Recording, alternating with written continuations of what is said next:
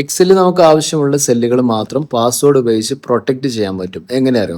അതിനു വേണ്ടിയിട്ട് നമ്മൾ ചെയ്യേണ്ടത്, ഇവിടെ ഈ ഒരു ഡാറ്റ ടേബിൾ ചെക്ക് ചെയ്യുമ്പോൾ കാണാൻ പറ്റും സീരിയൽ നമ്പർ, എംപ്ലോയി കോഡ്. ഈ ഒരു രീതിയിലാണ് ഉള്ളത്. ഇതിൽ ഈ എംപ്ലോയി കോഡ് എന്നുള്ളത് എനിക്ക് ഈ സെല്ലുകൾ മൊത്തം പ്രൊട്ടക്ട് ചെയ്യണമെന്നുണ്ടെങ്കിൽ ആദ്യം എക്സൽ ഷീറ്റ് മൊത്തത്തിൽ സെലക്ട് ചെയ്യുക. ശേഷം ഫോർമാറ്റ് സെൽ, ഇതിൽ നമ്പർ അലൈൻമെന്റ് ഫോണ്ട് ഈ രീതിയിലുണ്ട്. ഈ പ്രൊട്ടക്ഷനിൽ ക്ലിക്ക് ചെയ്യുക.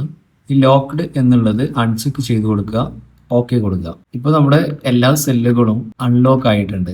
ശേഷം ഏത് സെല്ലുകളാണോ എനിക്ക് പ്രൊട്ടക്ട് ചെയ്യേണ്ടത് അത് മാത്രം സെലക്ട് ചെയ്യുക.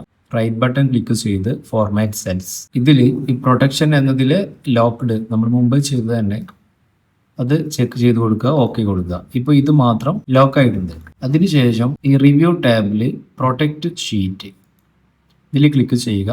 നമുക്ക് ഏതാണോ പാസ്വേഡ് വേണ്ടത്, ഞാൻ സിമ്പിളായിട്ട് 123 എന്ന് കൊടുത്തിട്ടുണ്ട്. ഇവിടെ രണ്ട് കാര്യങ്ങൾ ശ്രദ്ധിക്കേണ്ടത്, ക്യാപിറ്റൽ ലെറ്ററും സ്മോൾ ലെറ്ററും സെപ്പറേറ്റ് ആയിട്ടാണ് ഇവിടെ വാല്യൂ അക്സെപ്റ്റ് ചെയ്യുന്നത്. ഒരിക്കൽ കൊടുത്ത പാസ്വേഡ് നമുക്ക് അറിയില്ലെങ്കിൽ ഒരിക്കലും റിക്കവർ ചെയ്യാനുള്ള ഓപ്ഷൻ ഇല്ല. ആ ഡാറ്റ നമുക്ക് ഡിലീറ്റ് ചെയ്യേണ്ടി വരും, നമ്മുടെ ഡാറ്റ നഷ്ടപ്പെടും. ജസ്റ്റ് ഓക്കെ കൊടുത്തു കഴിഞ്ഞാൽ ഇപ്പോൾ ഈ ഭാഗം മാത്രം പ്രൊട്ടക്റ്റഡ് ആയിട്ടുണ്ട്. ഇവിടെ എന്തെങ്കിലും എഡിറ്റ് ചെയ്യാൻ വേണ്ടി നോക്കുമ്പോൾ നമുക്ക് ഇങ്ങനെ ഒരു പോപ്പപ്പ് വരുന്നത് കാണാൻ പറ്റും. ഇവിടെ പാസ്വേഡ് റിക്വസ്റ്റ് ചെയ്യുന്നുണ്ട്. ഇനി നേരെ മറിച്ച് ഇവിടെ എന്തെങ്കിലും ഡാറ്റ ഒക്കെ മാറ്റണമെന്നുണ്ടെങ്കിൽ മാറ്റാൻ പറ്റും. മറ്റുള്ള എല്ലാ കോളത്തിലും ഡാറ്റകൾ ചേഞ്ച് ചെയ്ത് കൊടുക്കാൻ പറ്റും.